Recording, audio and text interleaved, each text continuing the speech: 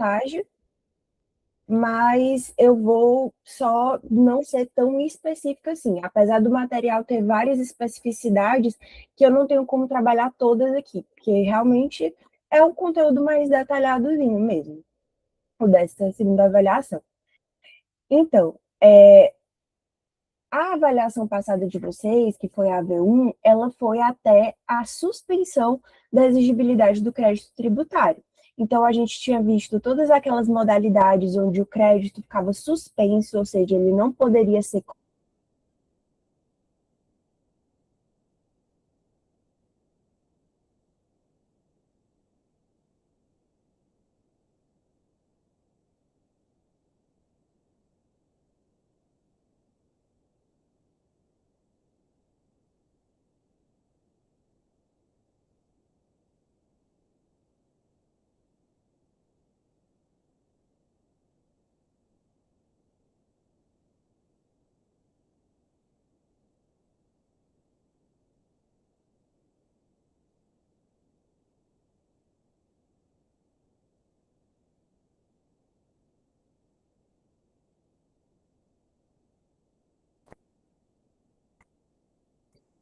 Que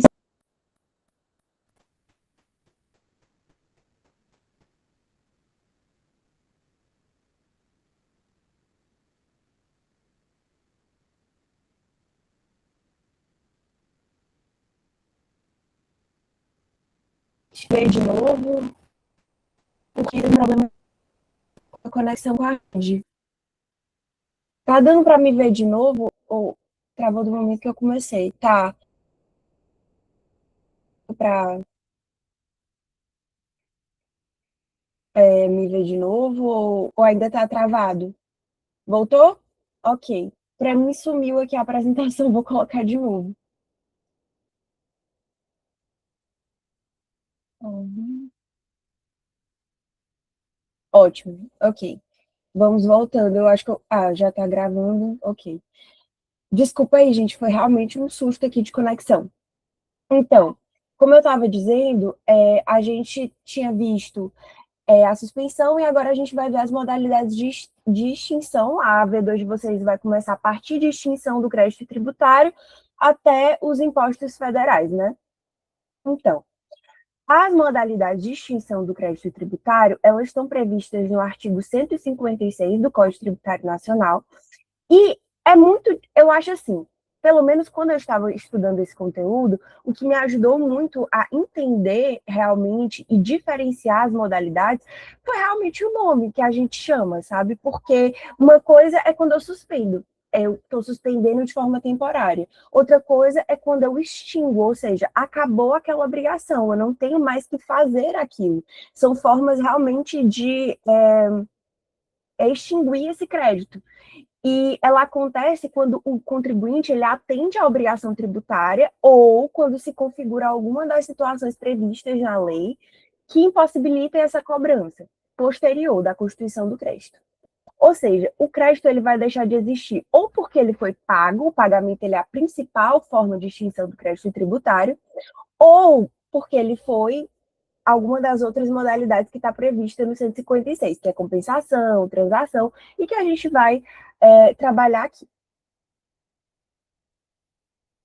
Então, a primeira modalidade principal, como eu tinha mencionado para vocês, é o pagamento.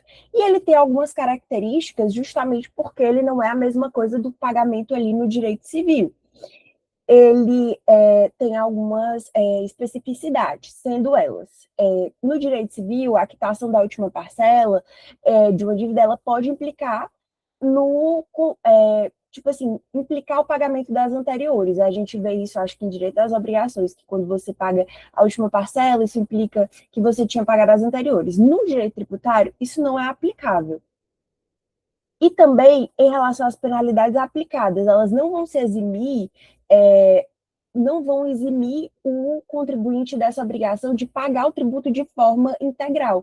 Não é porque ele está sendo multado, porque ele está sendo, enfim, que ele vai pagar só a multa, ou só, enfim, ele vai pagar o valor do tributo mais o que ele está sendo multado.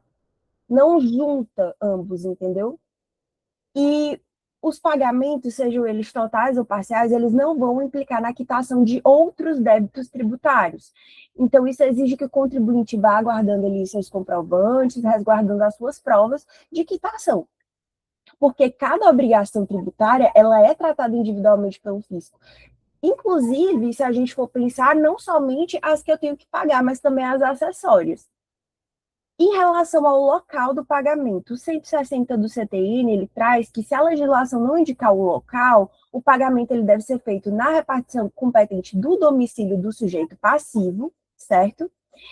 Em relação ao prazo de vencimento, o artigo 160, no parágrafo único, diz que se não houver nenhum prazo fixado em lei, o tributo vai vencer 30 dias após a notificação do lançamento. E as consequências do atraso, que estão no 161, que falam que o crédito tributário, que ele não for pago no vencimento, ele vai sofrer juros de mora de 1% ao mês, salvo se a lei estabelecer um percentual diferente, e ele também pode incidir de multas previstas naquela legislação específica. E no 161, parágrafo 2º, ele diz que se o contribuinte apresentar algum tipo de consulta formal dentro desse prazo legal que ele tem para realizar o pagamento, não vai ser cobrado nenhum tipo de cobrança de juros ou de multa, enquanto essa consulta estiver pendente. Essa consulta o quê? Tipo, eu não acho que eu devo isso aqui, então eu vou ali na administração, vou impugnar isso aqui, vou dizer, olha, eu acho que eu não devo esse valor X, por isso, isso e isso. Enquanto isso, imagina que nesse período que a administração está resolvendo essa situação para mim, analisando, enfim, eu ainda tivesse que ter juros e multas incididos, aí seria muito injusto, entendeu? Então, como ele realmente está de boa fé, dentro daquele período que ele tinha para impugnar, ele não vai ser cobrado até que seja tomada a decisão por parte da administração, ou enfim, da consulta que ele procurou. E isso é porque a suspensão da exigibilidade, ela vai suspender também nesse momento, e nessa circunstância, os juros e a multa. Em relação à ordem de imputação do pagamento, que está no 163 CTN, quando o contribuinte ele tem múltiplos débitos perante o mesmo ente tributário, o valor pago, ele não é, obviamente, suficiente para quitar todos, até porque são obrigações diferentes. E aí, o artigo 163, ele vai estabelecer uma ordem de imputação, ou seja, se você está devendo tudo isso aqui, você vai priorizar pagar isso, entendeu? Então, o primeiro tipo de obrigação ali que ele teria que pagar seriam as obrigações próprias dele, ou seja, as que vão sendo adquiridas ao longo desse período, e de preferência em decorrente das responsabilidades tributárias. Então, tipo assim, eu tenho que fazer determinada tipo assim, determinada obra, determinada coisa, e eu estou irregular, e, enfim, é uma obrigação minha com o ente, entendeu?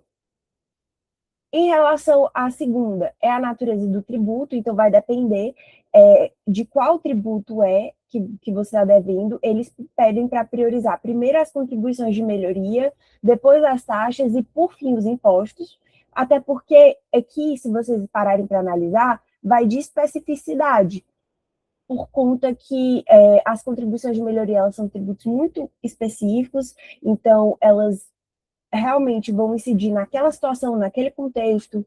Enfim, as taxas, elas podem ser várias, taxa ali pelo poder de polícia, taxa de licenciamento, alguma taxa relacionada a uma contraprestação estatal. Então, e os impostos aí que são vários mesmo, então por isso que ele vai pela especificidade.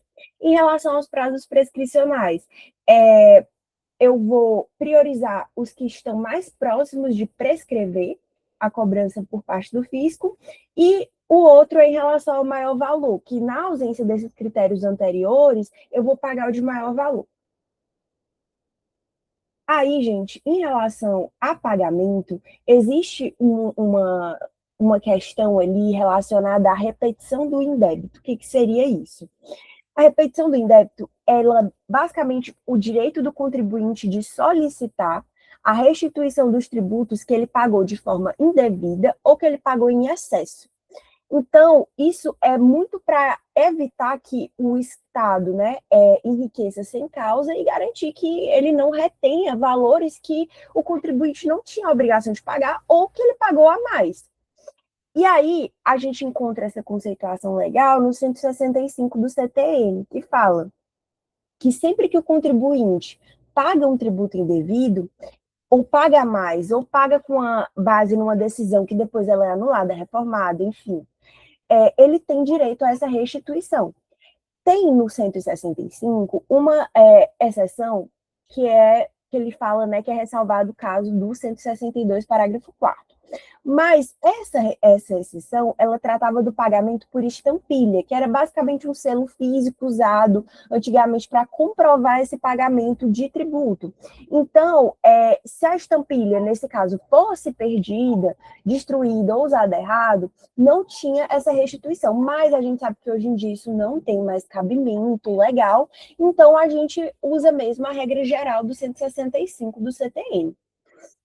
Aí, aqui eu só esmiucei as situações de pagamento indevido, erro de cálculo e identificação e decisão condenatória reformada, que vocês vão poder analisar melhor quando vocês estiverem dando uma olhada no material. E existe também a questão da restituição para os tributos indiretos. O que seria isso? Como, tipo assim, a gente já viu, existem tributos que eles não são numa relação bilateral fisco-sujeito passivo.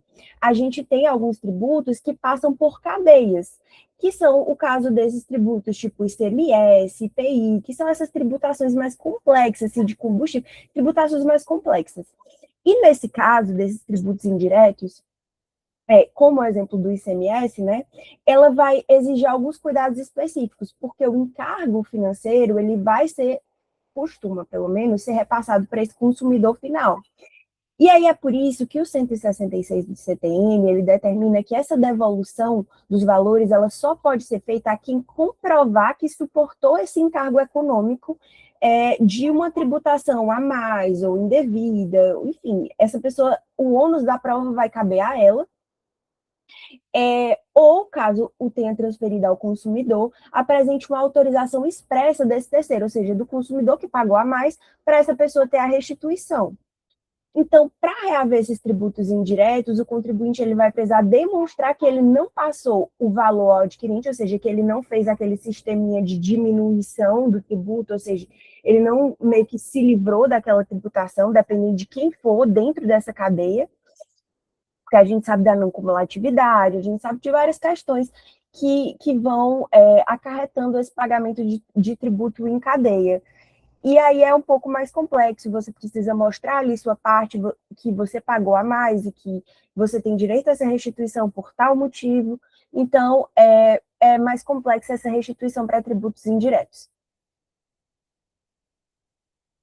Em relação também à questão da informações complementares da repetição do indébito, eu deixei aqui para vocês darem uma olhada em questão de restituição de juros e multas, sobre prazo, sobre correção monetária, etc. Mas é uma coisa a mais, é um plus, tá? Se vocês quiserem dar uma olhada. Eu não tenho como esmiuçar muito o conteúdo por aqui. Mas realmente é um plus, é umas informações a mais. Agora a gente tem a questão da compensação tributária.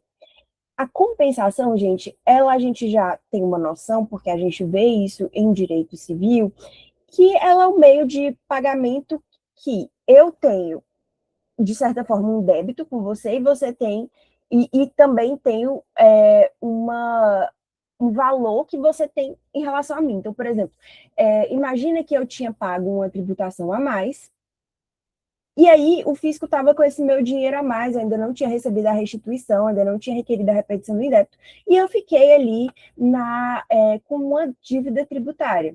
E aí, quando eu fico com essa dívida, e óbvio, tudo vai depender de lei, tudo vai depender de consenso entre as partes, mas quando eu tenho esse como é que eu posso dizer, esse plus ali com a administração pública e eu entro em um débito, uma dívida ativa, eu posso tentar compensar com o que ela tem meu retido. Ou seja, o que ela deveria me devolver, eu digo, não me devolve, cobre o valor da minha dívida. Que é exatamente como a gente faz a compensação no direito civil também. Mas, claro que tem suas especificidades por ser tributo e por precisar de lei, por precisar de todas essas questões. O 170 do CTN, ele diz que a lei pode, nas condições e sob garantias que estipular, ou por conversão em cada caso, atribuir a essa autoridade administrativa a competência para autorizar a compensação de créditos tributários com créditos líquidos e certos, vencidos ou vincendos, do sujeito passivo contra a fazenda pública. Então, seria nessa lógica. Mas, claro, precisa ser créditos líquidos e certos, ou seja, tanto o crédito tributário quanto o crédito do contribuinte contra a fazenda pública deve ser determinado quanto à existência ao valor. O vencimento desses créditos realmente deve. O crédito que eu estou pedindo para compensar, tá? Deve estar vencido e o crédito do contribuinte pode estar vencido ou vencendo, ou seja, o que eu vou compensar em relação ao contribuinte. E o 170 do CTN dá esse desconto de até 1% ao mês, se for vencendo, ou seja, não tiver sido vencido ainda. O artigo 170A do CTN dispõe que é vedada a compensação mediante aproveitamento de tributo, objeto de contestação judicial pelo sujeito passivo, antes do trânsito em julgado da respectiva decisão judicial. Ou seja, eu não posso me aproveitar de uma decisão que ainda não foi tomada para dizer que a Fazenda Pública está me devendo alguma coisa, até porque não se tem certeza ainda sobre isso. Então, é basicamente isso que essa redação quer dizer. Então, e óbvio, pela súmula 461 do STJ, diz que o contribuinte que possui esse crédito contra a Fazenda Pública ele tem a opção de escolher entre receber esse valor por meio do precatório, realmente, tipo assim, fazendo a cobrança por meios legais, ou realizar essa compensação com os débitos tributários. É uma escolha. Aí, gente, eu não estou olhando muitas perguntas. Se vocês tiverem alguma dúvida, levanta a mão, assim, porque eu tô, tipo, como eu tô indo direto, vai ser mais fácil para responder e ver o chat. Aí, em relação à transação e à remissão, que também são outras formas de extinção. A transação, ela é um acordo entre as partes que, por meio dessas concessões mútuas, ela quer, né, prevenir ou extinguir litígios relacionados a créditos tributários.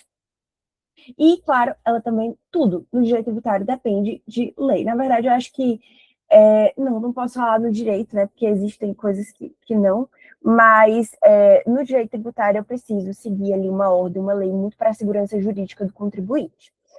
O 171 do CTN fala, né, que a lei ela pode facultar aos sujeitos passivos e ativos da obrigação tributária celebrar essa transação, esse acordo, que mediante essas concessões mútuas, tanto do fisco quanto do próprio sujeito passivo, importe em terminação de litígios e consequente extinção do crédito tributário. Então, basicamente, um acordo.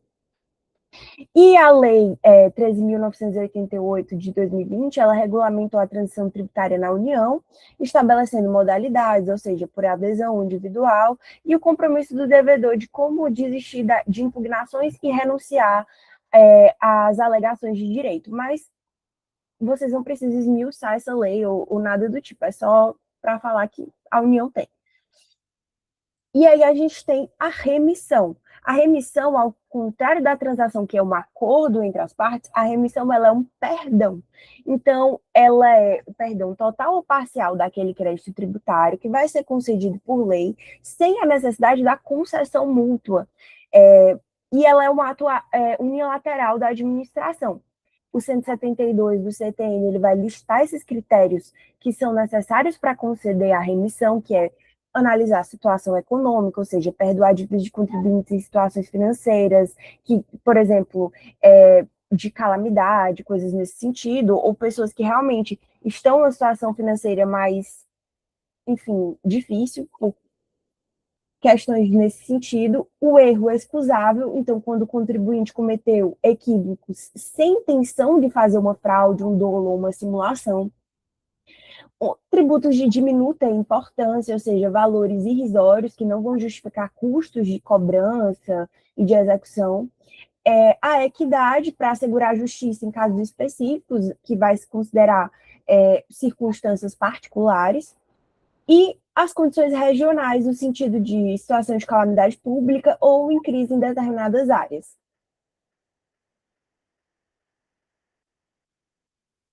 A gente tem a prescrição e a decadência, que eu vou falar a seguinte, a decadência, mas assim, uma coisa que eu acho muito interessante do direito tributário, prescrição e decadência do direito tributário é bem mais simples do que no direito civil, que é uma coisa mais abstrata. Porque a prescrição no direito tributário, ela não tem, e a decadência não tem esse caráter tão, sei lá, subjetivo e abstrato. Ela é simples. Ela vai dizer respeito ao momento que aquela cobrança está querendo ser realizada e, principalmente, se houve ou não o lançamento. Porque o lançamento ele faz com que o crédito seja constituído. Então, quando eu prescrevi, ocorreu o lançamento, mas eu perdi o prazo para ajuizar a execução fiscal ou de colocar na dívida, enfim, eu perdi esse prazo de te cobrar. O crédito existia, você realmente deixou de pagar esse crédito, mas eu, enquanto administração pública, perdi o meu prazo de te exigir esse crédito. E aí extingue-se a obrigação. No 174 do CTN, estabelece que a ação para a cobrança do crédito tributário prescreve em 5 anos, contados da data da constituição definitiva, ou seja, da data do lançamento, é o momento que eu vou contar esse período de prescrição, ou seja, 5 anos a partir do lançamento. E a constituição definitiva do crédito ocorre quando não tem mais a possibilidade de discussão nessa esfera administrativa, enfim, inércia do contribuinte ou exaurimento das circunstâncias. Existem causas de interrupção de prescrição, que são elas: qualquer ato judicial que constitua em mora o devedor, ou seja, ele ia prescrever, só que aí a justiça estabeleceu que ele está em mora determinado aquela cobrança que prescreveria. O reconhecimento da dívida pela parte do contribuinte, e ele pode, por exemplo, como é que eu estabeleço que ele reconheceu essa dívida? Se durante esses 5 anos ele pediu ele pediu, por exemplo, o parcelamento dessa dívida, ou ele pediu algum tipo de benefício, enfim, qualquer coisa nesse sentido, eu tenho que ele sabia que ele tinha essa dívida, ele sabia que ele não tinha pago. Então, ele reconheceu essa dívida e aí eu não posso contar a prescrição como se ele não tivesse reconhecido. Eu conto a partir do momento que ele reconheceu a dívida e o momento, e aí 5 anos posteriores, entendeu? Que a prescrição, essa interrupção, ela acontece nesse momento. O despacho do juiz que vai ordenar a citação numa execução fiscal, porque aí é o momento que o fisco tinha de agir e ele agiu, e aí, quando eu recebo a citação, aí já não tenho muito o que fazer, eu tenho que pagar, né? E está dentro do período legal, então. E o protesto judicial ou extrajudicial, que é um ato formal que vai comprovar a inadimplência dos devedores, sejam pessoas físicas ou jurídicas, em relação a títulos de créditos ou documentos da dívida. E em relação a questões formais, é lavrado pelo tabelião. Mas isso realmente é só um plus. E existe essas causas de interrupção de prescrição, que são realmente causas em que, naquele momento que acontece aquele ato, a prescrição ela foi interrompida, porque houve uma atitude, um ato, né, ou por parte do próprio devedor ou por parte do fisco, e a prescrição ela requer inércia, ou pode ocorrer a prescrição intercorrente. O que seria essa prescrição intercorrente? É a perda do direito de continuar cobrando o crédito tributário dentro do próprio processo de execução fiscal, quando a Fazenda Pública fica inerte por tempo excessivo após o ajuizamento da ação. O artigo 40, gente, da Lei 6.830, ele fala que, nesse caso, seria o seguinte: imagina que eu sou o fisco, eu ajuizo uma execução fiscal. Aí, beleza, é reconhecido que você tem essa dívida, é reconhecido tudo bonitinho, e aí eu vou pedir a penhora dos seus bens para você poder pagar. Só que não se encontra nenhum bem penhorável. Aí, não se encontrando nenhum bem penhorável, o juiz vai suspender esse processo por 1 ano, ou seja, eu ainda tenho 1 ano para continuar procurando, continuar, enfim, atrás desses bens. Depois desse 1 ano, depois desse prazo de suspensão por 1 ano, vai se iniciar o prazo de prescrição intercorrente, ou seja, a partir do momento que passou esse 1 ano, o fisco não fez nada, vai se iniciar a contar os 5 anos, ele ainda vai ter realmente 5 anos, então, além da suspensão desse 1 ano, ele ainda tem mais 5 anos para me cobrar, porque esse 1 ano passou, então a prescrição intercorrente não vai acontecer nesse 1 ano, porque ele está suspensa. Depois que passa esse 1 ano, ele tem mais 5, que é o prazo prescricional, normal. E aí a súmula 314 do STJ, ela fala justamente isso, que uma execução fiscal, onde, quando não é localizado o devedor ou os bens penhoráveis, suspende-se por 1 ano, fica suspensa ali, não está correndo esse prazo, e quando chega ao final, esse prazo, inicia-se o prazo de prescrição quinquenal intercorrente, ou seja, inicia o prazo de 5 anos, como se eu tivesse lançado o seu tributo naquele momento e aí vai começar a contar os 5 anos, que é basicamente isso que acontece. Aí a gente tem a decadência. O que diferencia principalmente a decadência da prescrição? Porque a decadência, a Fazenda Pública nem constituiu o crédito tributário, ela não realizou o lançamento do crédito tributário para ela poder te cobrar. Então, ela perde realmente o direito na raiz do problema, porque ela sequer fez um lançamento para poder dizer, ei, tá aqui, essa pessoa estava devendo tanto, porque tal momento foi lançado e ela foi citada a pagar em tal momento. Não, não tem isso, porque não foi constituído esse crédito, foi realmente uma inércia total por parte da administração pública. E aí, o que acontece? Se esse prazo expirar sem que o lançamento seja efetuado, o direito propriamente de extinguir, de exigir o crédito, ele vai se extinguir naturalmente. Então, não há o que se falar de ação, como no caso da prescrição, porque não tem o lançamento para eu poder, depois que você fique inerte, ajuizar alguma coisa, porque eu sequer lancei para você. A culpa não é sua, você não tinha o boleto para pagar, como é que eu vou te cobrar? Entendeu? Ah, não, mas a obrigação tributária ocorreu. Tá, a obrigação tributária pode ter ocorrido, mas se eu não tinha como realizar o pagamento, fica aquela coisa, né? E aí, a decadência no lançamento por homologação, ela vai ocorrer assim. No lançamento por homologação, que a gente sabe que precisa dessa atitude por parte muito mais do contribuinte, o contribuinte, ele antecipa o pagamento, tá?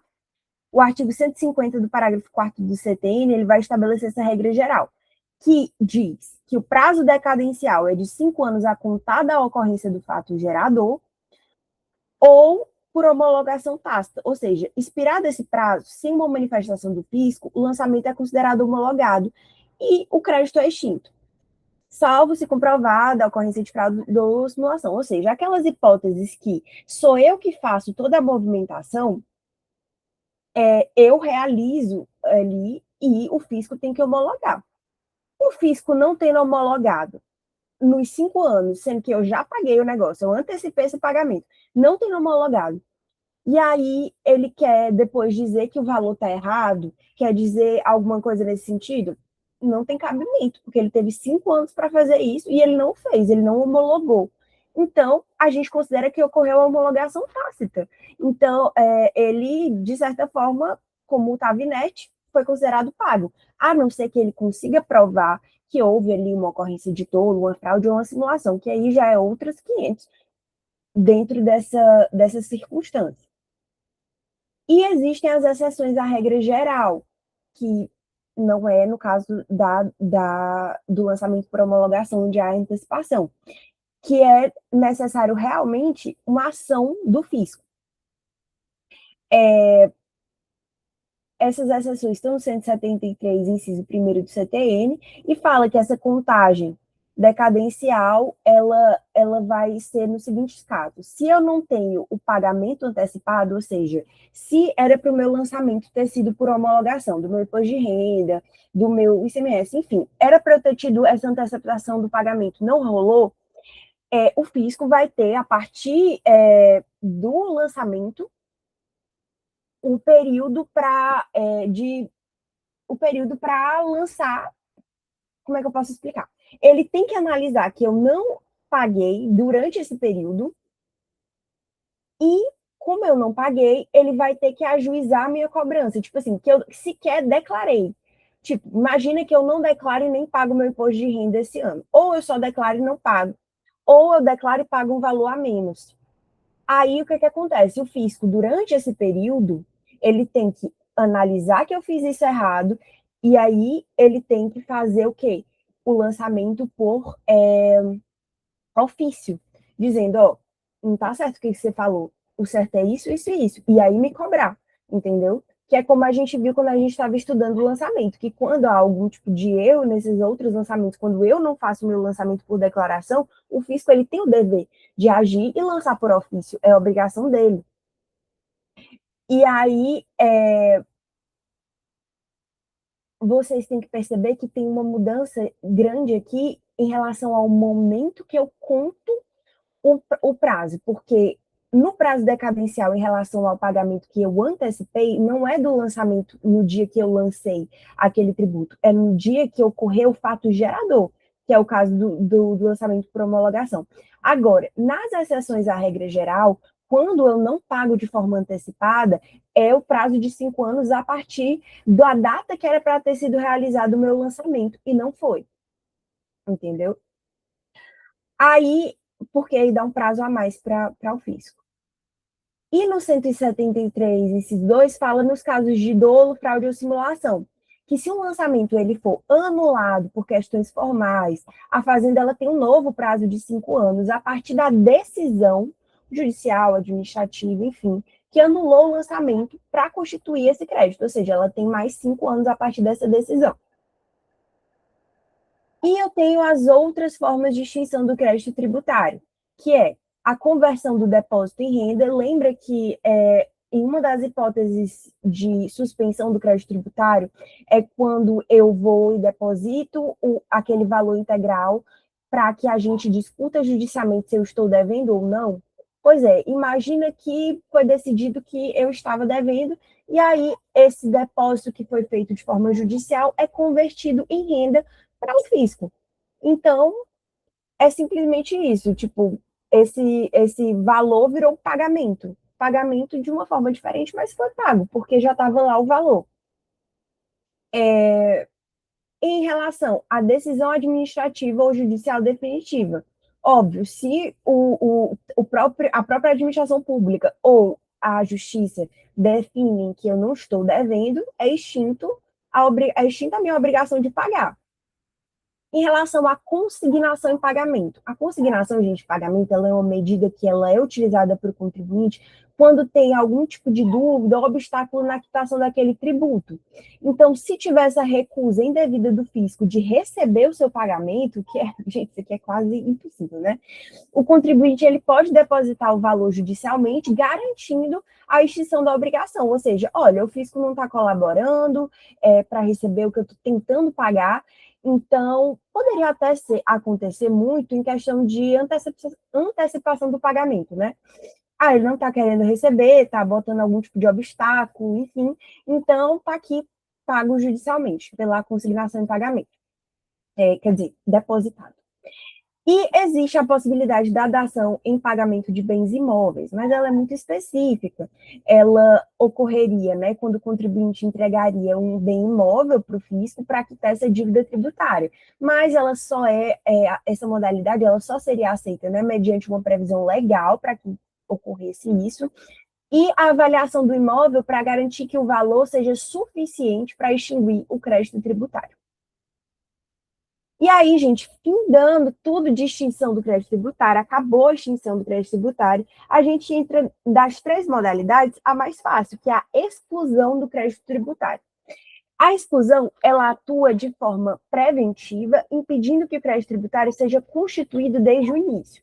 Mas, assim, isso muito mais no caso da isenção, porque vocês vão entender direitinho o que eu estou falando.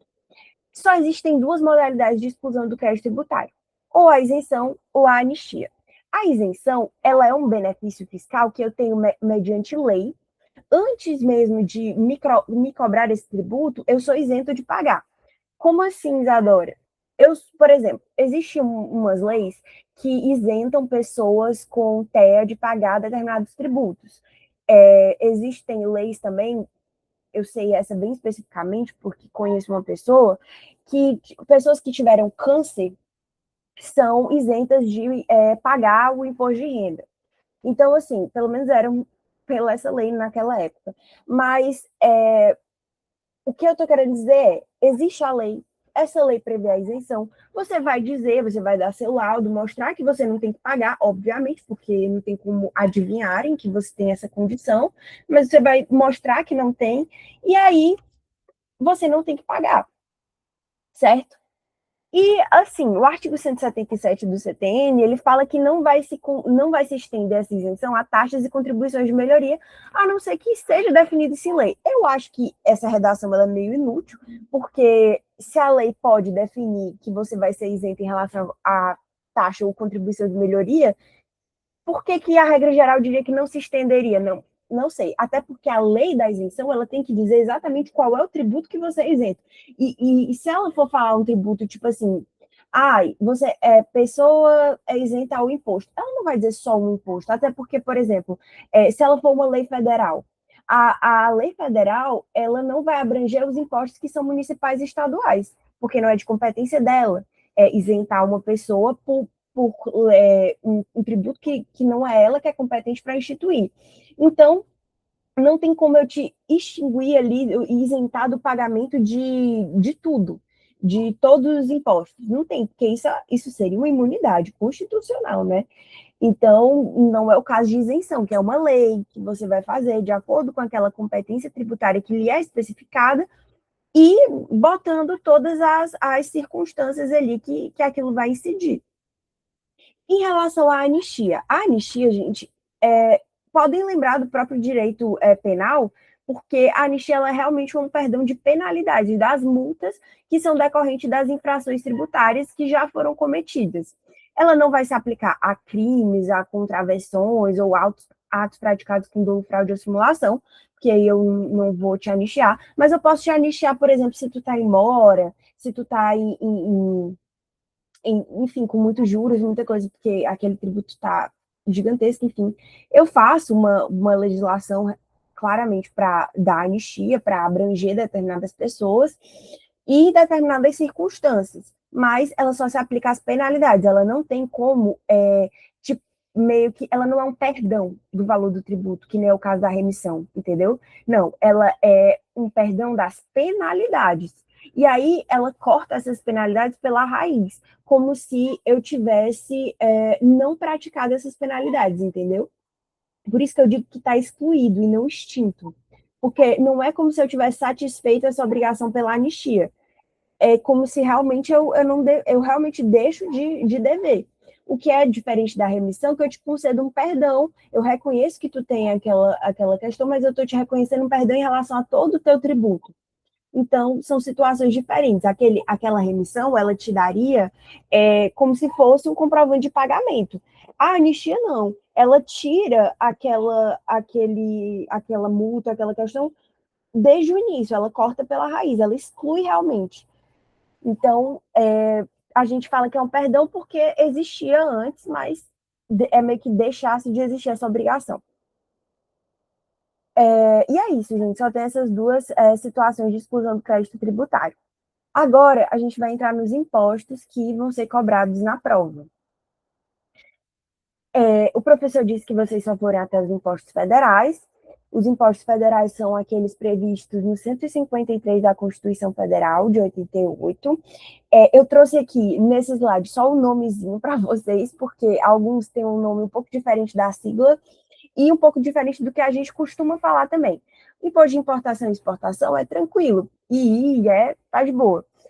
Imposto de renda, que a gente já fala, imposto de renda, o nome, né? Imposto de renda e proventos de qualquer natureza. É importante vocês terem, e a gente vai esmiuçar isso quando a gente estiver vendo. IPI, que é o Imposto sobre Produtos Industrializados, o IOF, que é o que é mais distante, né, da realidade, que é o Imposto sobre Operações de Crédito, Câmbio e Seguro ou relativas a títulos ou valores imobiliários, que a gente comumente chama de Imposto sobre Operações Financeiras, por isso que é IOF, que a gente simplificou bastante. E o Imposto Territorial Rural, que é o ITR. O Imposto sobre Grandes Fortunas é o único que não tem legislação específica, não é cobrado, então não tem o que a gente esmiuçar aqui. É só vocês saberem que ele é previsto como uma possibilidade constitucional de você cobrar, e a administração pública nunca realizou nenhuma lei para fazer isso, essa cobrança, enfim, nunca teve uma lei, nunca teve uma cobrança sobre esse tipo de imposto. Aí eu tenho o imposto sobre a importação. Ele é um tributo de função marcadamente extrafiscal. Ele é usado principalmente para mecanismo de controle sobre as importações, ou seja, uma proteção à indústria nacional, uma tentativa de manter o balanceamento comercial favorável, e não apenas para arrecadação. Na verdade, a função precípua dele não é a arrecadação. O fato gerador é a entrada de produtos estrangeiros no território nacional, ou, conforme o regulamento aduaneiro, a entrada de mercadoria estrangeira no território aduaneiro. Aí, vocês precisam entender a diferença entre uma entrada que é física e uma entrada que é econômica. Uma entrada que é física simplesmente entrou ali no Brasil, né? Ela é um bem que, enfim, está aqui, está no território nacional. Mas isso é diferente do que a gente cobra, que é a entrada econômica, porque é necessário que o bem ele seja incorporado à economia interna, ou seja, destinado a algum tipo de finalidade, tipo industrialização, comércio, uso ou consumo. Ah, mas como que eu entraria com uma coisa que não é para uma dessas finalidades? Aí tem a questão da admissão temporária, que eu até puxei essa setinha aqui. Não tem o fato gerador quando a mercadoria ela vai entrar apenas de forma temporária para depois ir embora. Tipo, por exemplo, eu trago uma obra de arte de um museu que eu não vou comercializar aqui, ela não vai ficar em nenhum museu do que ela vai nada. A única coisa que ela vai é para uma exposição temporária e depois ela vai voltar para o país dela. Então ela não se incorpora à economia nacional, porque não vai ter consumo, não vai ter nada. Ela está aqui para fins de mostra, entendeu? Então, nesse caso, não tem o fato gerador. Eu tenho o critério temporal, que é, para calcular esse imposto, considera-se ocorrido o fato gerador na data do registro de declaração de importação. Existe a possibilidade de haver uma entrada ficta ou presumida, no sentido de o imposto ele pode ser exigido mesmo sem essa localização física da mercadoria, se tiver um registro dessa importação e a falta for apurada, logicamente, a tempo, né, de apurar essa falta, porque isso ocorre em questão de mercadoria desviada ou não localizada, e isso não te exime de pagar esse tributo. Existe a questão de irrelevância do negócio jurídico, ou seja, importar não é necessariamente comprar.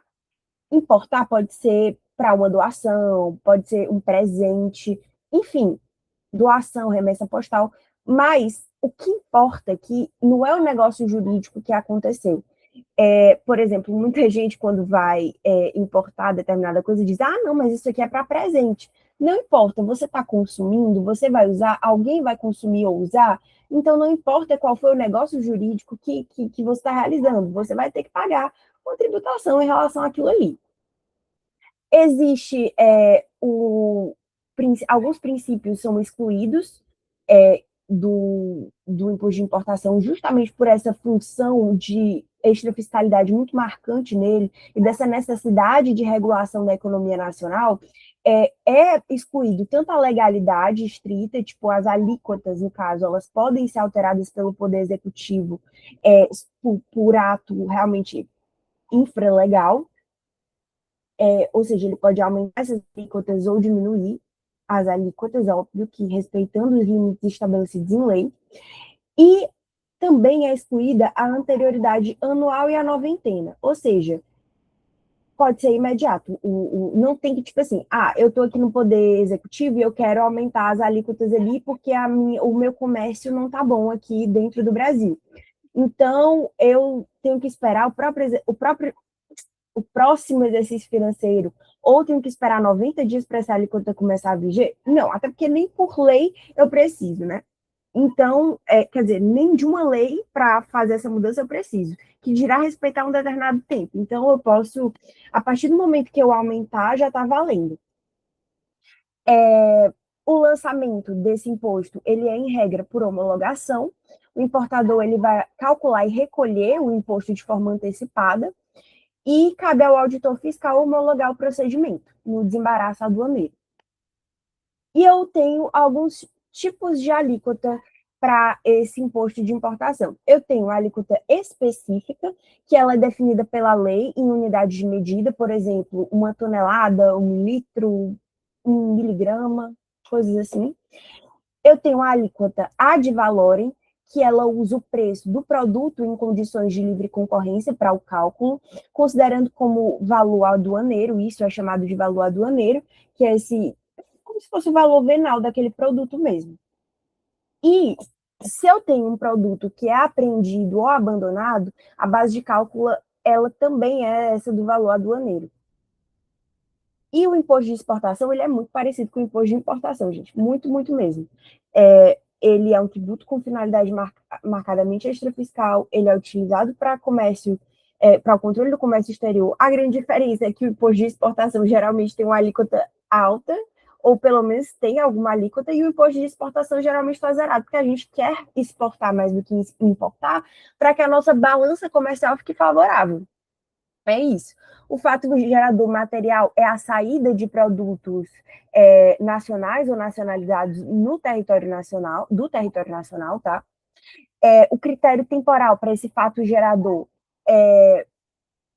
para essa questão, vai se considerar ocorrido o fato gerador na data do registro da exportação no Sistema Integrado do Comércio Exterior, que é o SISCOMEX. E a jurisprudência do STF, ela afirma que a alíquota aplicada é a vigente na data do registro de importação. Então, se eu importei naquele dia e no outro dia o presidente mudou a alíquota aumentando, enfim, eu não tenho culpa disso.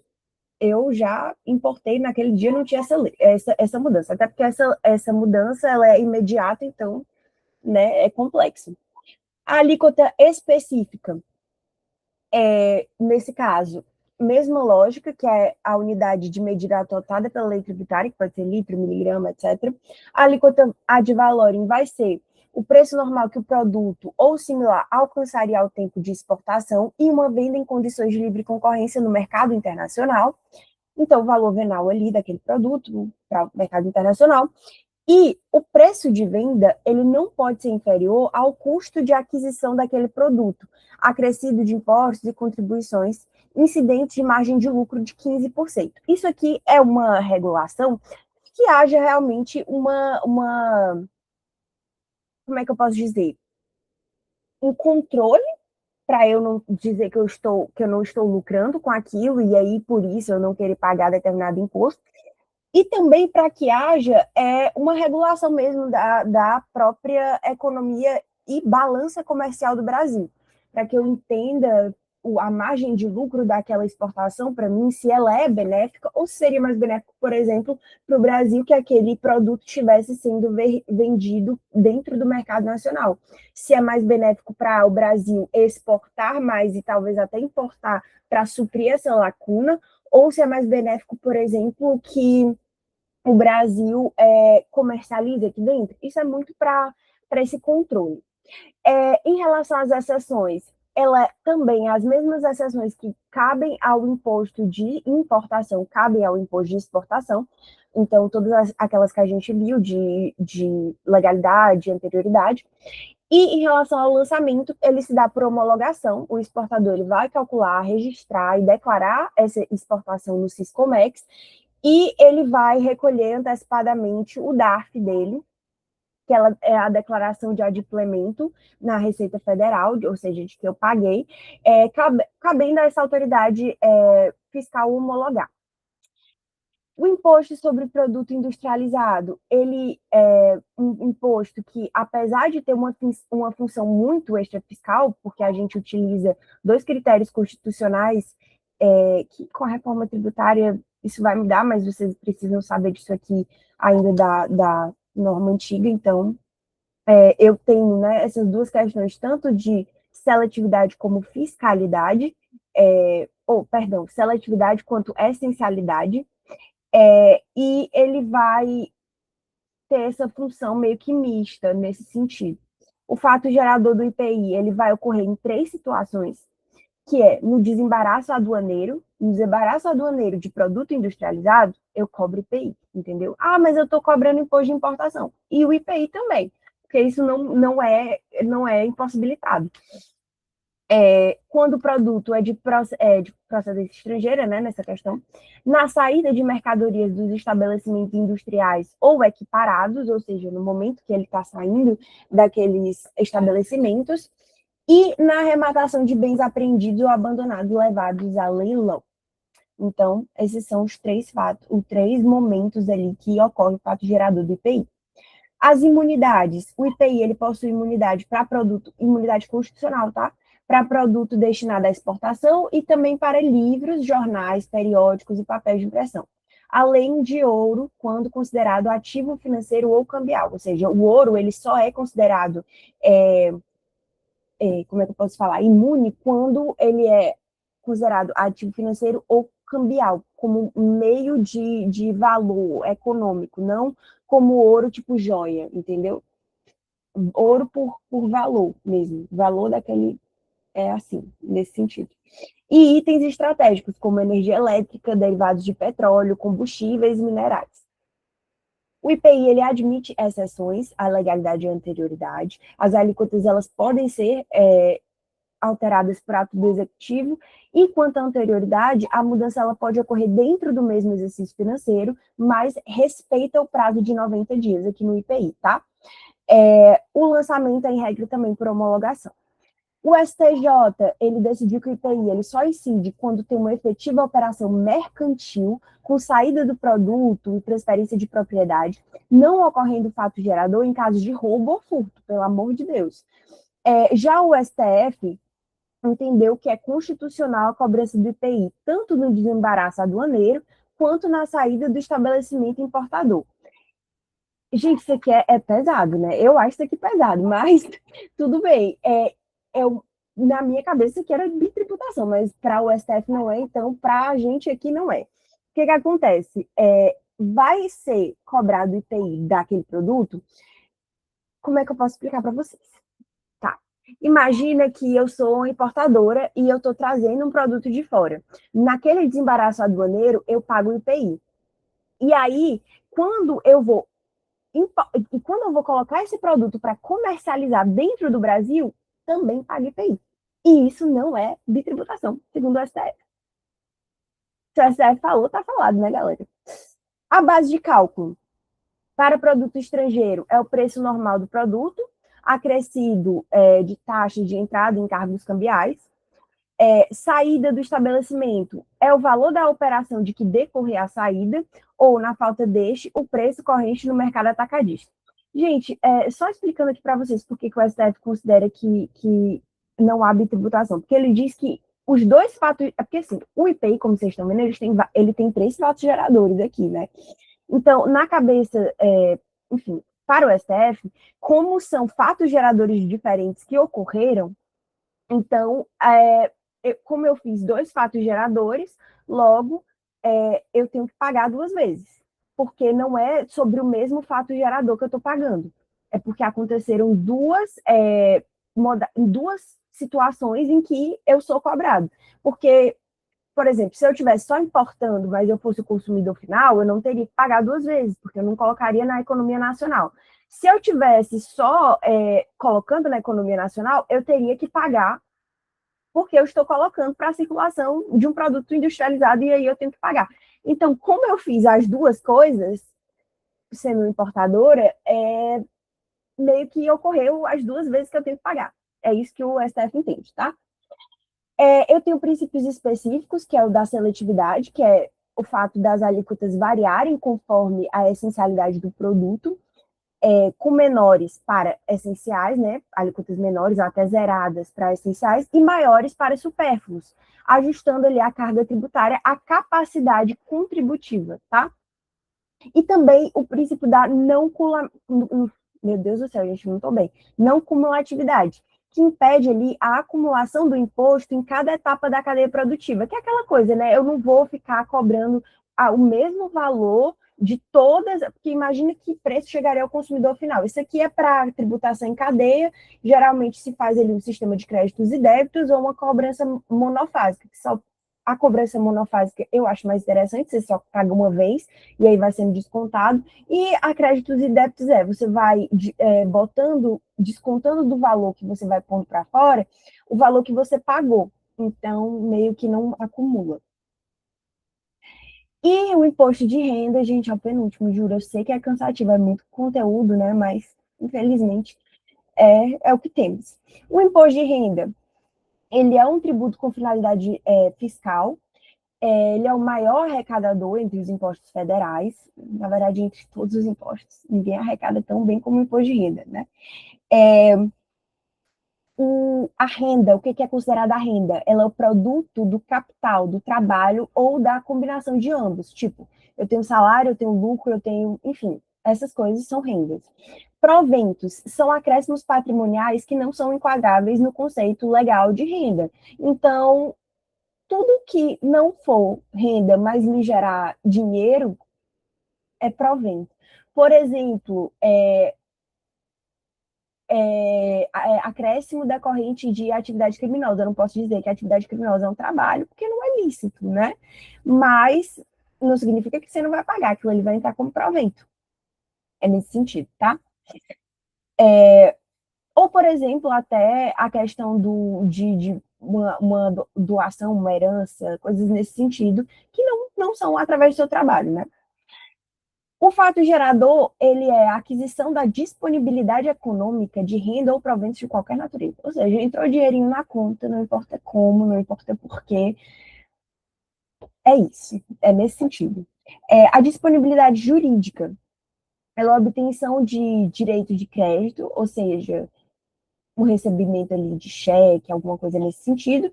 E a disponibilidade econômica, ela é a obtenção da faculdade de usar, gozar e dispor do dinheiro ou coisas conversíveis em dinheiro, com efetivo acréscimo patrimonial, tipo assim, bens imóveis, coisas nesse sentido. Mas eu tenho que receber o valor daquilo ali, tá? Ou preciso integrar o meu patrimônio. Por exemplo, se eu comprei um carro e ele integra agora o meu patrimônio, eu vou declarar que eu comprei, que eu tenho isso, enfim, tudo isso está na declaração.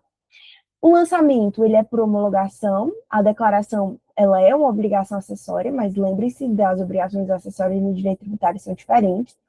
O contribuinte, ele calcula e antecipa o pagamento e a autoridade administrativa vai verificar e homologar o procedimento. A base de cálculo é o montante real, arbitrado ou presumido da renda ou dos proventos tributáveis. Aí existem as especificidades. Vamos começar pela pessoa física, que é a mais simples. A base de cálculo para o ajuste anual da pessoa física é a diferença entre a soma dos rendimentos tributáveis e as despesas legalmente dedutíveis. Então, por exemplo, se eu tive despesa médica, se eu tive pensão alimentícia para pagar, se eu tive previdência, se eu tive educação, coisas nesse sentido, eu vou diminuir do valor que eu tenho que entrou para mim e que eu tenho que declarar, entendeu? Tipo assim, que eu vou ter que pagar em cima desse valor para minha base de cálculo ser menor. Então, são essas deduções que se faz no imposto de renda, porque isso era para ser uma garantia do Estado, o Estado não está me cobrindo, então ele não pode me cobrar porque eu estou pagando aquilo, entendeu? Em relação à pessoa jurídica, existe três possibilidades de analisar essa cobrança. Uma pelo lucro real, que é o lucro líquido ajustado pelas adições, exclusões e compensações legais, ele é muito semelhante ao da pessoa física. Outra é o lucro presumido, que é um regime que a Receita Federal vai aplicar um percentual fixo sobre a receita bruta da empresa para presumir o lucro e calcular os impostos. Então, não importaria, nesse caso, o lucro real obtido. O governo ele vai considerar uma margem ali pré-definida que vai variar conforme a atividade. Isso acontece muito, gente, na verdade, o lucro presumido, quando a empresa não faz, né, a declaração a tempo, e aí quem tem que fazer é o fisco. Aí, como ele vai lançar por ofício, ele não tem como saber quanto é que você está devendo, ou, perdão, quanto você teve de lucro e quanto você teve ali de compensação. Então, ele vai fazer uma presunção daquilo ali para poder te cobrar. Então, por isso que é muito importante que as empresas sempre declarem direitinho, e, enfim, para que isso não ocorra, porque o lucro presumido é muito ruim para uma empresa. Em relação ao lucro arbitrado, ele é aplicado pela Receita Federal como último recurso, quando a empresa não consegue comprovar os resultados pelos regimes normais, geralmente por falhas ou inconsistências na escrituração contábil. Nesse caso, o fisco ele estima o lucro com percentuais fixos sobre a receita bruta mais elevadas que os do lucro presumido, porque assim, o do lucro presumido, o lucro arbitrado, ele é como se for, ele é um lucro presumido, porque eu estou presumindo esse lucro, só que quando eu faço essa presunção no lucro arbitrado, eu vou aumentar essa carga tributária porque houve algum tipo de inércia por sua parte, entendeu? Então, é dessa forma que eu arbitro esse valor. Ele é como se fosse uma modalidade à parte, e eu sei que eu vou pagar mais. Mas a melhor forma, gente, é o lucro real. Tem empresas que adotam o lucro presumido para não ter que esmiuçar e gastar ali fazendo a contabilidade direitinho e tudo mais, só que é mais complexo e às vezes você está perdendo muito mais, né? Enfim, opinião pessoal. Mas existem lá umas tabelinhas para o lucro presumido. Então, se você quiser pagar os 8% em cima, é sua questão. Imposto sobre operações financeiras, que é aquele bem grandão que a gente viu lá, o IOF. Ele é um imposto federal previsto no artigo 156, 153, inciso 5 da Constituição Federal. Ele incide sobre as operações de crédito, câmbio, seguro e sobre títulos e valores imobiliários. Diferente dos outros tributos, a função principal dele não é arrecadar, mas é regular o mercado financeiro. Por isso se diz que ele tem um caráter extrafiscal, tá? O governo ele não pode aumentar ou reduzir as alíquotas para estimular ou frear o consumo. Quer dizer, o governo ele pode aumentar ou reduzir as alíquotas para estimular ou frear o consumo e o crédito, atuando diretamente na política econômica ali do governo. Essa flexibilidade ela vai explicar por que o IOF ele não vai se submeter ao princípio da legalidade estrita, né, quanto à alteração de alíquotas, nem aos princípios da anterioridade e da noventena, já que seria inviável esperar esses prazos para aplicar medidas de impacto na economia. O fato gerador do IOF, ele varia conforme a operação. No crédito, ocorre com a entrega ou disponibilização do valor de crédito. No câmbio, com a entrega da moeda ou documento equivalente. No seguro, com a emissão da apólice ou recebimento do prêmio. E nos títulos e valores imobiliários, com a emissão, a transmissão, pagamento ou resgate. O STF ele consolidou o entendimento de que saques em caderneta de poupança não vão configurar a operação de crédito, afastando a incidência do imposto. Até porque não é um crédito, é um valor que você poupou, né, naquele tempo, então é diferente. Quanto aos contribuintes, a lei pode atribuir a responsabilidade a qualquer das partes envolvidas na operação. O lançamento ele é feito por homologação, com essa antecipação e tudo mais, e, óbvio, o fisco sempre é discricionado a lançar por ofício diferenças devidas. E, no caso do ouro, as tributações diferem conforme a definição legal daquele ouro. Como mercadoria, que é joias, esse tipo de coisa, vai incidir o ICMS e o IPI, como ativo financeiro vai incidir apenas o IOF, tá? E ainda com a alíquota mínima de 1%. A cobrança do IOF ela vai ocorrer apenas na primeira operação com desembaraço aduaneiro, no caso do ouro como ativo financeiro, e não nas transmissões subsequentes, o que é muito interessante se vocês pararem para pensar se eu importar o ouro dessa forma. O fato gerador do IOF varia por operação, como a gente viu anteriormente. E, por fim, graças a Deus, para a gente ir logo para a revisão, gente, porque é muito, muito conteúdo, o imposto sobre a propriedade territorial rural. Ele é um tributo que está previsto ali na Constituição Federal, um incidente sobre os imóveis rurais, e ele tem como característica principal essa finalidade extrafiscal. Ele não foi criado para maximizar a arrecadação, mas para desestimular essa manutenção da propriedade improdutiva e incentivar o cumprimento da função social da terra. Se vocês pararem para analisar, inclusive, é muito mais benéfico ele financeiramente pagar o ITR do que pagar o IPTU, que já é de outra competência, mas só para vocês entenderem que é um bem imóvel, só que ele está fora da zona urbana. Então, quando ele está fora da zona urbana, é um tributo federal. A base de cálculo do ITR ele é o valor da terra nua, o que torna tudo isso muito interessante para o dono da terra, né? Que representa o valor do imóvel sem levar em conta benfeitorias, construções ou plantações.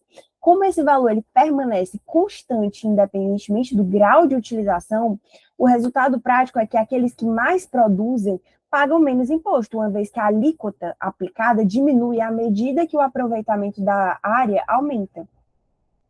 Isso serve, né, como um incentivo de direito à produtividade. Claro, a gente não quer produtividades gigantescas, quer dizer, a gente não quer propriedades gigantescas improdutivas, porque tem gente que não tem onde morar, então não faria sentido uma pessoa com várias terras não estar fazendo nada com aquela terra, né?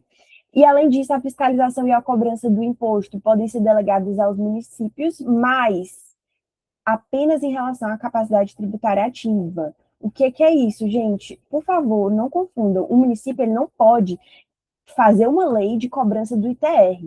Ele só pode o quê? A União vai lá, como existem muitos municípios no Brasil, é muito difícil fazer essa análise pormenorizada, ela vai lá e ela diz, ei, município, vamos fazer aqui um negócio. Você vai cobrar e fiscalizar de acordo com a lei federal, esse pagamento desse tributo aqui, e aí, na hora da receita, eu te dou uma parte, eu te dou tudo do que tu fiscalizou, cobrou, entendeu? É esse o sentido da coisa. Não passa a competência ao município. O município não pode legislar e nem instituir imposto sobre isso. A única coisa que ele pode fazer é fazer essa função mesmo de cobrar e fiscalizar se foi pago. E isso se chama capacidade tributária ativa, que é diferente de competência tributária. A progressividade, ela foi reforçada pela Emenda Constitucional 42 de 2003, que determinou que as alíquotas do ITR deveriam variar para desestimular propriedades improdutivas. A Lei 9.393 aplicava esse critério antes da emenda, combinando os fatores de área do total do imóvel e grau de utilização. Mas aí já tem, enfim, aqui no Brasil a gente faz lei por cima de lei, né? Assim, latifúndios improdutivos podem ter alíquotas de até 20%, enquanto pequenas propriedades altamente produtivas podem pagar apenas 0,03%. Ou seja, nada, né, praticamente. O STF ele confirmou em 2018 a constitucionalidade dessa progressividade, entendendo que ela reforça a função social da propriedade e respeita a capacidade contributiva. Tem a imunidade das pequenas glebas rurais, previstas para imóveis de dimensão reduzida, explorados pelo proprietário que não possui outro imóvel, tá? Pessoas que realmente têm uma carência financeira significativa. A lei define os limites de até 100 hectares na área da Amazônia Ocidental, Pantanal, até 50 hectares no polígono das secas na Amazônia Oriental e até 30 hectares em outros municípios. Para corrigir injustiças, a legislação também prevê a isenção, tem legislação que prevê isenção, em casos que o proprietário possua mais de um imóvel pequeno cuja soma das áreas não ultrapassa esse limite. Ou seja, a Constituição provém essa imunidade para as pequenas glebas, e existem legislações federais que isso, a Constituição, ela só está abrangendo a pessoa que só tem um. um imóvel pequeno. Mas existem legislações federais que vão abranger e tratar de isenção, que é totalmente diferente, tá? Pelo amor de Deus. Eles vão isentar em determinadas circunstâncias específicas, vão provavelmente analisar outros critérios, como a renda pessoal, a capacidade contributiva realmente daquela pessoa, porque eu tenho um puxadinho a mais não significa que eu tenha uma outra propriedade, então tudo isso precisa ser analisado. Aí, gente, agora a gente vai fazer a nossa revisão e vocês vão estar livres, pelo amor de Deus, eu sei, muito longo, mas eu tinha que explicar tudo isso. E vamos para a revisão de vocês aqui. Primeira questão. O grupo de investimentos Holding Alpha reestruturou seu portfólio para atuar exclusivamente em dois fatos geradores descritos no 153 da Constituição Federal. O primeiro é a nacionalização da mercadoria estrangeira que adentra um território nacional, ou seja, a entrada de mercadoria estrangeira no território nacional. E o segundo é a aferição de acréscimo patrimonial decorrente da distribuição de lucros aos seus acionistas. Diante do rigor da repartição de competências tributárias, assinale a alternativa que identifica, respectivamente, os impostos federais incidentes sobre essas materialidades. E aqui, gente, é muito simples, tá? Vocês já vão saber isso aqui. É a entrada da nacionalização de mercado estrangeiro. E a outra é a aferição do acréscimo patrimonial decorrente da distribuição de lucros aos acionistas. Vocês querem tentar responder? A gente está com pouco tempo. Ficam disponíveis. Olha, eu particularmente não acho a prova difícil, mas é isso aqui, né? Esse conteúdo ele é mais complexozinho do que o primeiro. Enfim, a primeira alternativa é a letra C, tá? Que é o imposto de importação e o imposto sobre a renda e proventos de qualquer natureza. E ela estava bem basicona, assim, estava bem tranquila essa aqui. A questão 2, ela fala para você analisar duas situações corporativas. Uma é a empresa X realizou uma transferência bancária que liquidou integralmente o montante principal exigido por um auto de infração. E no mesmo mês, a empresa Y foi comunicada de que a nova lei editada pelo ente tributante perdoou todas as penalidades pecuniárias referentes às infrações formais cometidas até o ano anterior. Tá. Então, o que eu preciso saber aqui? Perdoou penalidade pecuniária e aqui realizou uma transferência bancária que liquidou tudo no auto aqui de infração. Tá. E aí, o que acontece? Do ponto de vista da linha ali do tempo tributário, as situações da empresa X e da empresa Y configuram, respectivamente, as causas de. Gente, quando eu faço uma transferência bancária que vai liquidar integralmente o montante que eu estou exigindo, o que eu estou fazendo, basicamente?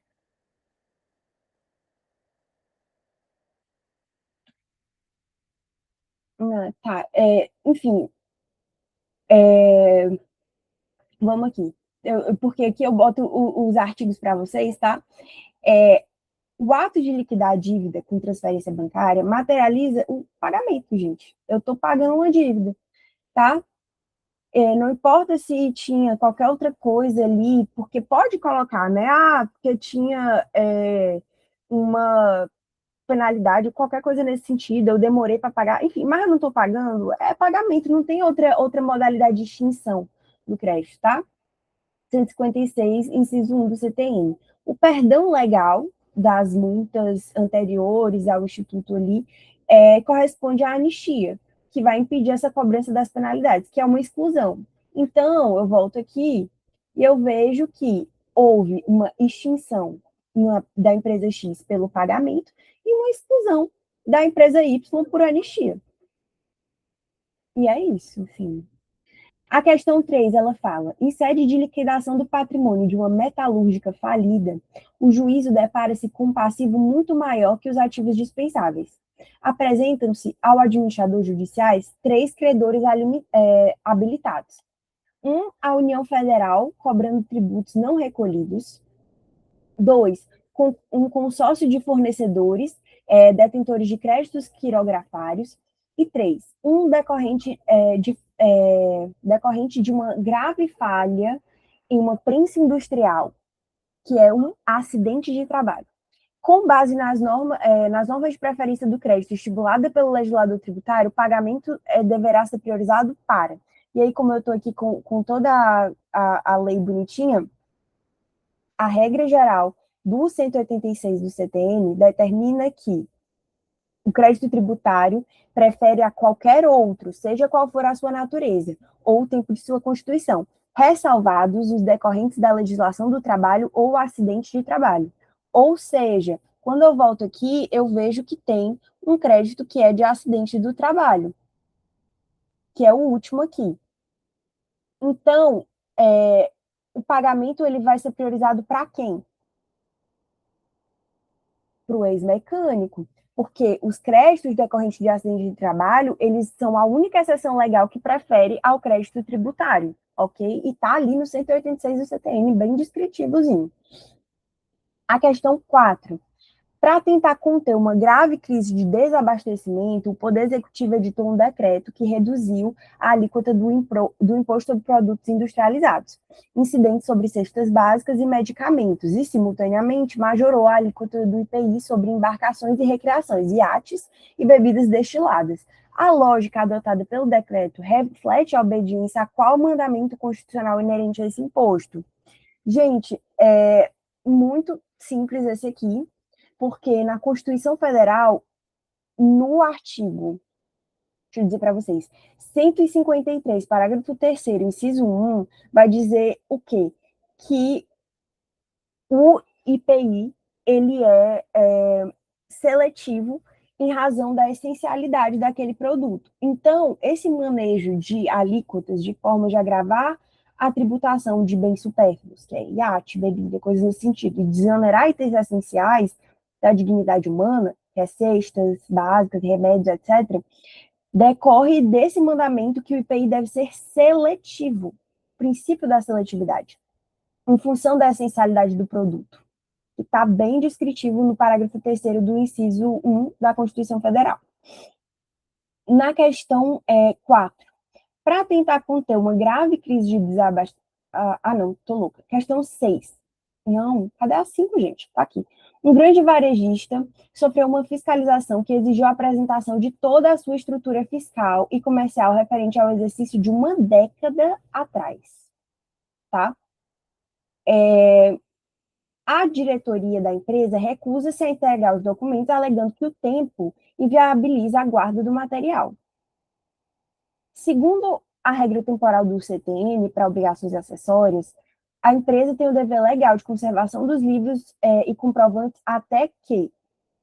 Gente, isso está especificado no artigo 195 do CTN, parágrafo único, que diz que os livros de escrituração e os comprovantes, eles devem ser conservados apenas até que ocorra a efetiva prescrição dos créditos tributários, que possam derivar daquelas respectivas operações. Ou seja, como já faz uma década e se prescreve em 5 anos o direito de exigir o próprio crédito daquele valor, então não tem como eu cobrar de uma década atrás, né?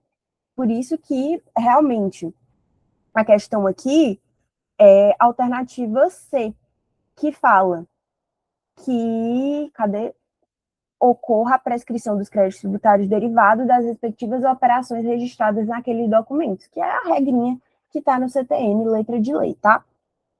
A questão 6 fala: a construtora Horizonte executou obras em diversos municípios e recentemente foi notificada sobre a cobrança de uma nova contribuição de melhoria, instituída por um desses entes municipais.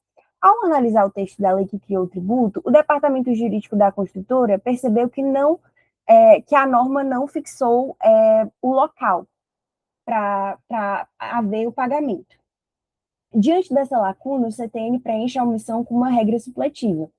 Gente, a gente tinha visto lá no início da nossa revisão que pelo 160 eu tenho quase certeza que é o 170 do CTN, é, quando não é expresso em lei aonde vai se realizar o local do pagamento, o pagamento ele fica competente ao domicílio do sujeito passivo. E a questão 6, ela fala justamente isso aqui, na repartição competente atrelada ao domicílio do próprio sujeito passivo. Porque não vai ser na sede, e aqui você, nem que você não soubesse, você sabe que não vai ser na sede da prefeitura, da Secretaria da Fazenda, que instituiu aquela contribuição. O local exato do imóvel poderia ser, mas só se eu não tivesse o local do domicílio do sujeito passivo, e aqui não está dizendo que não há. Exclusivamente nas agências do governo federal, nada a ver isso aqui, e no domicílio fiscal do contador ou escritório de advocacia. Isso não tem nada a ver também. Então, é realmente na repartição competente atrelada ao domicílio do próprio sujeito passivo. Na questão 7, fala relacionada ao momento em que o Estado adquire o título executivo que embasa a cobrança judicial forçada, é um marco crucial, ou seja, ali ele lançou e tudo mais, ele tem, e aí você passou daquele período, ele tem o direito de lhe cobrar. A consolidação do crédito tributário no status formal de dívida ativa materializa-se por qual ato da administração fazendária? Gente, para que eu seja né, considerado ali na dívida ativa e tudo mais, eu preciso. Deixa eu ver em qual artigo que está bem bonitinho para vocês. No artigo 201 do CTN, que eu preciso de condição formal mesmo para isso. Que a dívida só vai se tornar ativa após regular a correta inscrição na repartição da fazenda. Então, é um requisito formal. Ato que só pode ocorrer depois de esgotado o prazo estabelecido em lei para pagamento na via administrativa. Então, o artigo 201 do CTN, ele estabelece essa condição, que eu preciso da regular e correta inscrição na repartição da fazenda competente ali, daquela situação. E aí, nesse caso da questão 7, eu precisaria, pela sua regular inscrição na repartição administrativa competente, apenas depois de esgotado todo o prazo fixado em lei para pagamento na esfera administrativa. Eu precisaria disso aqui. Não é o mero inadimplemento que vai me colocar na dívida ativa. A questão 8, discursiva, diz o seguinte: a concessionária Rodovias do Sul S.A. foi autuada por não recolher o imposto devido. A empresa não contestou e o crédito tributário foi definitivamente constituído, encerrando-se qualquer discussão administrada. Contudo, devido a um erro logístico da Procuradoria, o processo ficou paralisado nos arquivos por mais de 6 anos, período em que o fisco se manteve em estado de absoluta inércia. Subitamente, a Procuradoria despertou e ajuizou uma execução fiscal requerendo a penhora dos bens da empresa. Analisa a validade da cobrança sob a ótica da proteção patrimonial, identificando o prazo legal que se esgotou e como isso afeta a relação de dívida ativa entre o governo e o cidadão. Gente, respostinha padrão seria: a cobrança é ilegal porque a Fazenda Pública demorou demais para agir, porque ela foi inerte, né? O prazo máximo é de 5 anos, que é o da prescrição, e como a inércia foi superior a esse período, foi de 6 anos, a dívida está prescrita e a empresa não tem mais que pagar.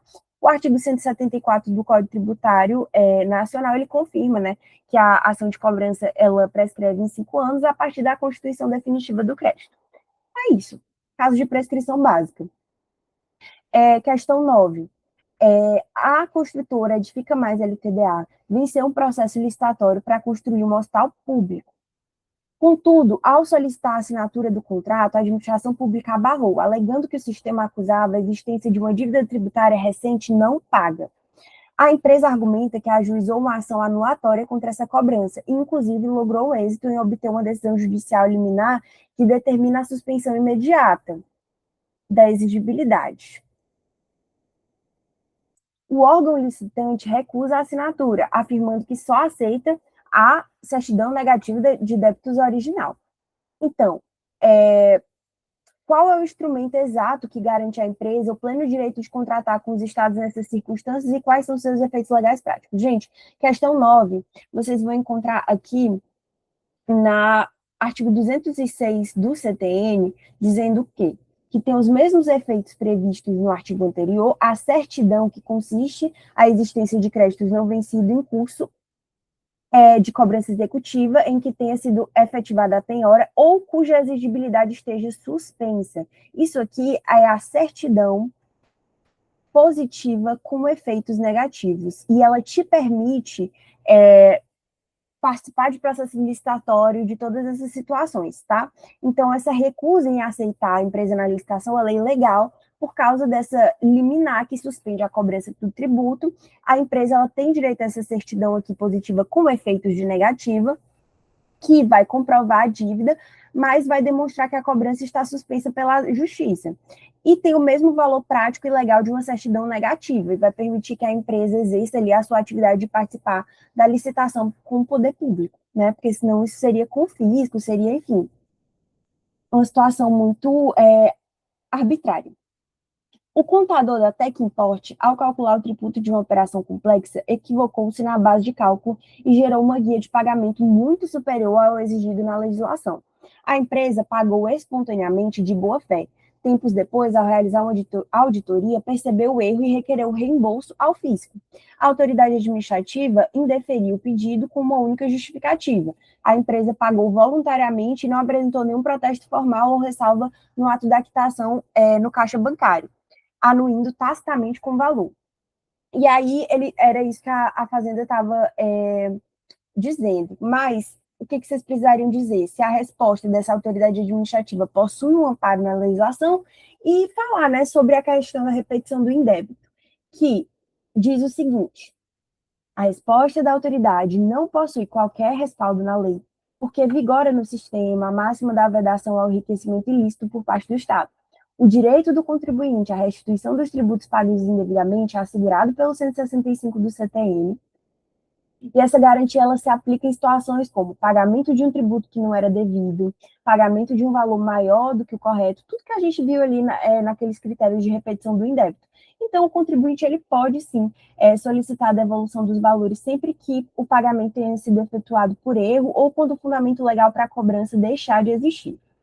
E a última questão, também discursiva, fala o seguinte: uma famosa maison de alta costura, produtora de peças exclusivas bordadas a fios de ouro, insurgiu-se contra a alíquota fixada pelo legislador para seus produtos.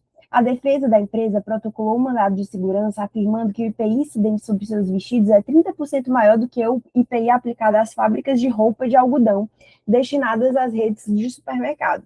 A tese de Maison é de que roupas de algodão, não, de que há uma violação direta ao princípio da isonomia tributária, caracterizando confisco e discriminação abusiva pelo fato de atuarem no setor de luxo. Aí vocês teriam que falar se essa tese tem base no sistema tributário brasileiro. E vocês sabem que não tem base, porque não tem inconstitucionalidade, nem confisco, nem quebra de isonomia nessa circunstância, porque o que o fisco está fazendo, o Estado está fazendo, é simplesmente cumprir com a Constituição Federal, que determina o princípio da seletividade ao IPI, conforme a essencialidade do produto. Parágrafo 3º, inciso 1 do artigo 153 da Constituição, diz que o IPI deve ser seletivo em função da importância do produto para a vida das pessoas, sua essencialidade. Ou seja, produtos essenciais, tipo uma roupa de algodão que vai para o supermercado, que é para pessoas que realmente não têm condição de comprar uma roupa a fio de ouro, né? Existe ali uma diferença muito grande. Menor e produtos supérfluos. Por consequência, quer dizer, os produtos essenciais têm uma tributação menor e os produtos supérfluos, por consequência, têm alíquotas maiores. Isso é o princípio da seletividade aplicada ao IPI, né? Enfim, gente, pois era isso que eu acreditava. A do semestre passado também foi sem consulta. A estrutura da prova vai ser na estrutura da revisão que vocês têm, porque eu conversei com o professor para fazer. E quem já fez a revisão da V1 sabe que é muito semelhante. Eu quero que vocês coloquem o nome e matrícula de vocês aqui do lado, para eu poder pontuar pelo GED de hoje, a presença de quem veio. E queria me disponibilizar aqui se vocês tiverem alguma dúvida. E é isso.